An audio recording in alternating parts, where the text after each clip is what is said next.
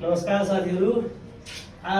मैले मेरो घरमा चाहिँ यो डाइभर्टर फिट गरेको छु।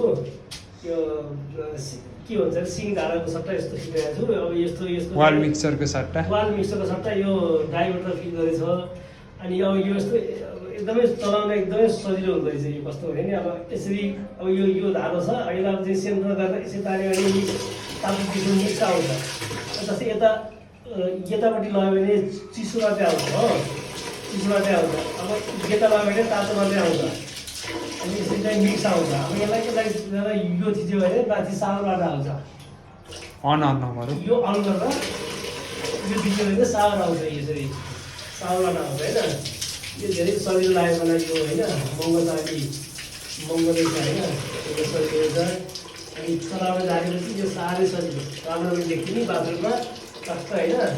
एकदम मजबुत पनि, राम्रो पनि, सो पनि आउने, सजिलो पनि। हजुरहरू फास्ट प्लम्बिङको काममा कतिको सन्तुष्ट हुनुहुन्छ? एकदमै यो भाइहरूको यो फास्ट प्लम्बिङको भाइहरूको काम चाहिँ मलाई एकदम प्रोफेसनल, एकदम पुरा एकदम काम फिनिसिङ एकदम ल्याउँदो रहेछ योहरू। एकदम तिमीलाई एकदम धन्यवाद छ। मेरो घर यति राम्रो बनाइदियो कि सबै कुराहरू टक्कै मिलाइदिउँ धाराहरू। ल तपाईँको भाइको चाहिँ शुभ होस्, जय होस्, काम पाइरह।